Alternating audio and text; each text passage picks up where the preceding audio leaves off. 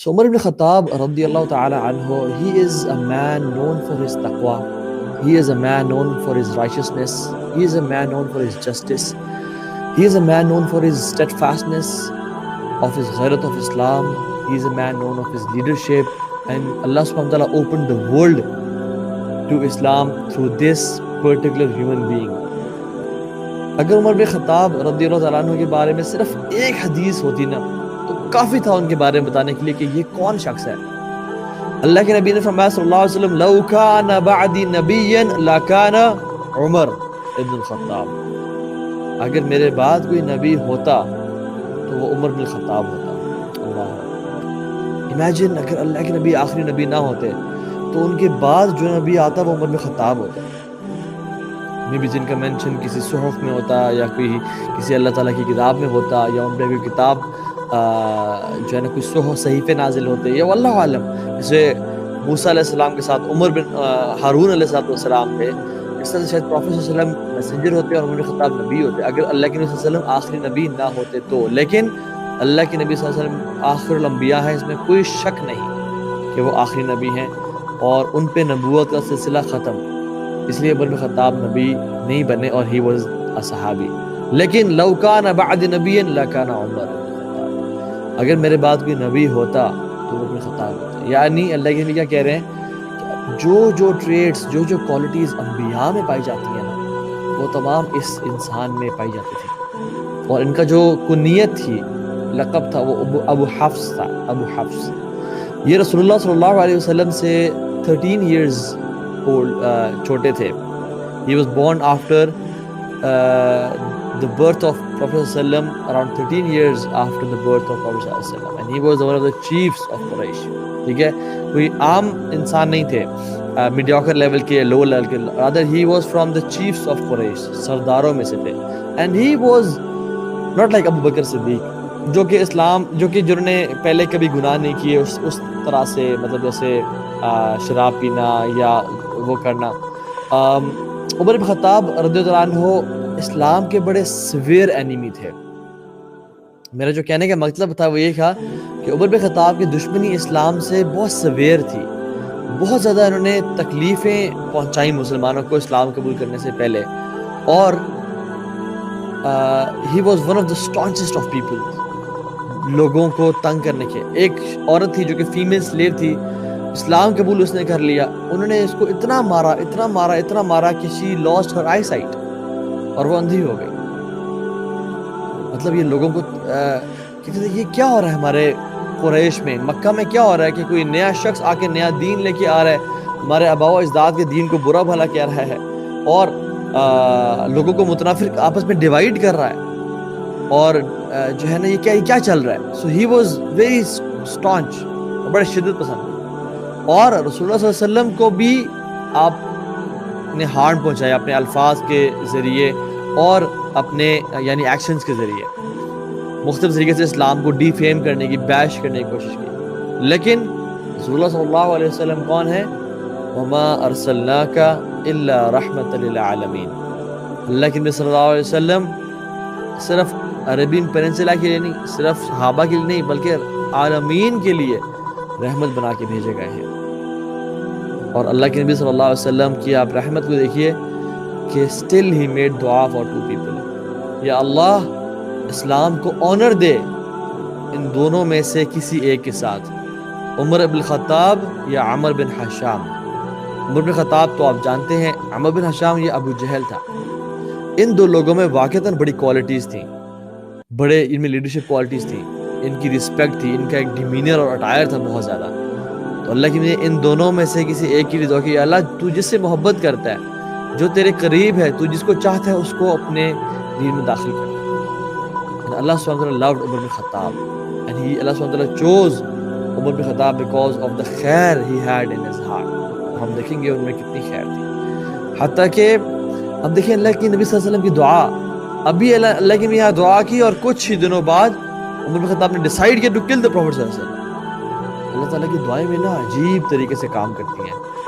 یہاں پہ اللہ کے نبی دعا کریں کہ اللہ اس کو دین کی طرف لے آ، اور یہاں پہ عمر بن خطاب نے ارادہ کر لیا کہ بس ختم ہو گئی بات، یہ کیا چل رہا ہے، ہمارے آپس میں تفرقہ پیدا کر دیا، لوگوں کو ڈیوائیڈ کر دیا، ہمارا آباء و اجداد کے دین کو ترک کر دیا، لات منات عزا اور بتوں کو چھوڑنے کا حکم دے رہے ہیں اور کہہ رہے ہیں صرف ایک رب کی بات کرو. یہ مکہ میں ڈیوائڈ اینڈ رول کا کانسیپٹ کہاں سے چلنا شروع ہو گیا؟ سو ہی ڈیسائیڈڈ ٹو والعیاذ باللہ فنش دی پروفٹ صلی اللہ علیہ وسلم. سو انہوں نے پکا ارادہ کر لیا، اور جو عمر ارادہ کرتے ہیں نا پھر ان کے ارادے بدلتے نہیں ہیں، ان کے ارادے ہم جیسے ارادے نہیں تھے. So he was going towards prophet صلی اللہ علیہ وسلم، اور راستے میں ان کو ان کے بڑے دوست جو کہ نعیم بن عبداللہ تھے وہ ان کو ملے، اور نعیم بن عبداللہ الحمدللہ اسلام قبول کر چکے تھے، لیکن ہی واز اے سیکرٹ مسلم. تو عمر بن خطاب کو نہیں معلوم تھا کہ نعیم بن عبداللہ جو ہے وہ مسلمان ہے. تو نعیم بن عبداللہ نے پوچھا کہ تم اتنے غصے میں کہاں جا رہے ہو؟ انہوں نے جج کر لیا کہ عمر بن خطاب تلوار کو نکالے ہوئے غصے سے چل کے جا رہے ہیں، there is something wrong. And Nu'aym was Muslim and Umar Khattab is an enemy to Islam. کہاں جا رہے عمر؟ انہوں نے کہا بس ہو گئی، بہت ہو گیا، میں محمد صلی اللہ علیہ وسلم کو ختم کرنے جا رہا ہوں. تو ابن عبداللہ گھبرا گئے اور پریشان ہو گئے کہ میں کیسے روکوں؟ اگر میں نے عمر بن خطاب کو نہ روکا تو اللہ کے نبی صلی اللہ علیہ وسلم کی جان کو نقصان پہنچ سکتا ہے، کچھ ہو سکتا ہے انہیں. So he wanted to divert the attention of Ibn Khattab. اور پھر انہوں نے کیا کہا کہ عمر تم اللہ کے نبی کے پاس کیوں جا رہے ہو؟ مطلب تم محمد کے پاس کیوں جا رہے ہو جبکہ تمہاری اپنی بہن فاطمہ بنت خطاب اور تمہارا بہنوئی سعید بن زید وہ اسلام قبول کر چکے ہیں؟ پہلے تو اپنے گھر کو سیٹل کرو، جاؤ گھر کو ٹھیک کرو، پھر جانا ان کو دیکھنا. He just wanted to distract عمر بن خطاب کہ تاکہ مجھے تھوڑا ٹائم مل جائے اور میں جا کے اللہ کے نبی صلی اللہ علیہ وسلم کو انفارم کر دوں. عمر بن خطاب اور غصے میں آ گیا کہ میرا اپنا گھر، اور پھر اپنے بہن کے گھر کے پاس گئے. اور بہن کے گھر ایک بڑے پیاری صحابی خباب ابن الارت جنہوں نے بہت مشکلیں گزاری، جنہیں بڑی مصیبتیں آئیں کفار مکہ نے. تو اللہ کے نبی صلی اللہ علیہ وسلم نے ان کو ایز این اپوائنٹ کیا ہوا تھا کہ آپ لوگوں کو قرآن سکھائیں اور قرآن پڑھائیں، اور ان کے پاس کچھ صحف بھی تھے قرآن کے، یعنی ریٹن فارم میں قرآن بھی تھا. تو یہ ان کے گھر ہیں، انہیں قرآن پڑھا رہے ہیں. اور عمر بن خطاب داخل ہوئے، اور داخل ہونے سے پہلے انہوں نے دروازہ ناک ڈز ڈز ڈز 3 دفعہ کھولو. جب ان کو پتہ چلا کون ہے، ان کا عمر.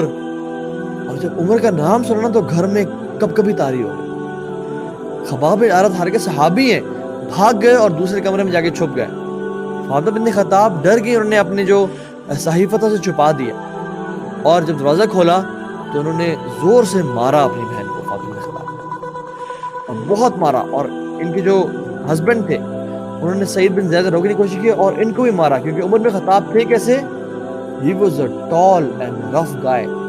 لوگ کہتے ہیں کہ جب عمر بن خطاب لوگوں میں چل رہے ہوتے تھے تو معلوم ہوتا تھا کہ جیسے لوگ پیدل زمین پہ چل رہے ہیں اور عمر بن خطاب سواری پہ سوار ہے، یعنی اتنا ڈفرنس ہوتا تھا ان کی ہائٹ میں. عمر بن خطاب was a very huge man, built میں بھی، مینٹلی ویری اسٹرانگ، بڑے تکڑے قسم کے آدمی. تو ان کو مارا اور پھر سعید بن زید کو بھی مارا، اور دونوں کو مار رہے ہیں اور پیٹ رہے ہیں، اور بار بار وہ ان کو روکنے کی کوشش کر رہے ہیں. اور جب فاطمہ بنت خطاب کو زور سے مارا تو ان کے منہ سے بہت زیادہ خون نکلنے شروع ہو گیا.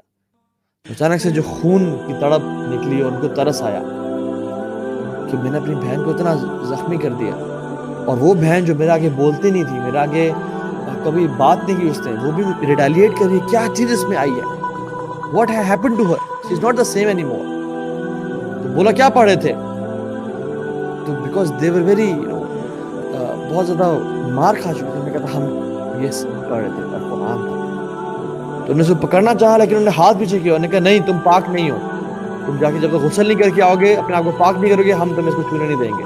یہ ہماری کتاب اللہ ہے، یہ ہمارا قرآن ہے. انہوں نے خطاب ہل سے گئے اچھا، اور he went out of the way, غسل کیا اور واپس آئے. مجھے بتاؤ یہ کون سی کیا چیز ہے، just to read what it is.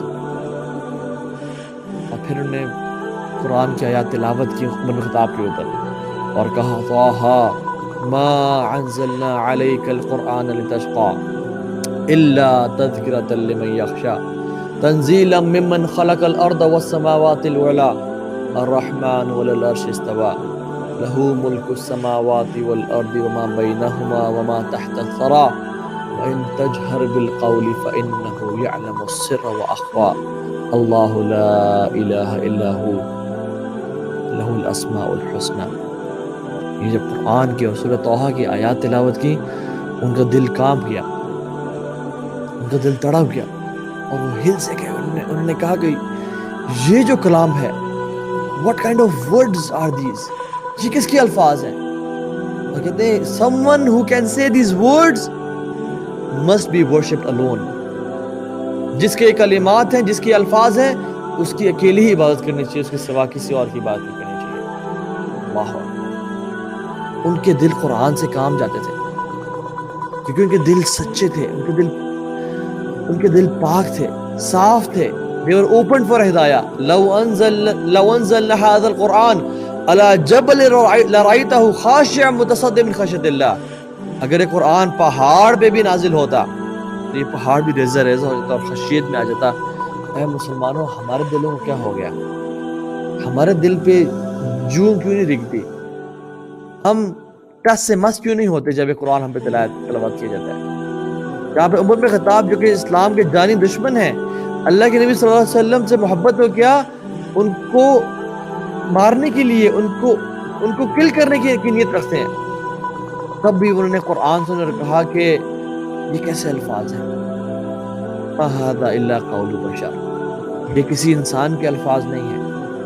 اور کہا کہ جس کے یہ الفاظ ہیں اس کی اکیلے ہی عبادت کرنی چاہیے. اور ہم 50 سال سے 60 سال سے قرآن پڑھے ہیں اور ہم گناہ بھی کر رہے ہیں اور سود بھی کھا رہے ہیں اور جھوٹ بھی بول رہے ہیں اور دھوکہ بھی دے رہے ہیں اور آنکھوں کا زنا، ہاتھوں کا زنا اور کانوں کا زنا بھی کر رہے ہیں. اور ہمیں اور رمضان میں بھی قرآن ختم کرتے ہیں اور تراویح میں بھی قرآن پڑھتے ہیں اور سنتے ہیں کہ ہمارے دل میں فرق ہی نہیں پڑا.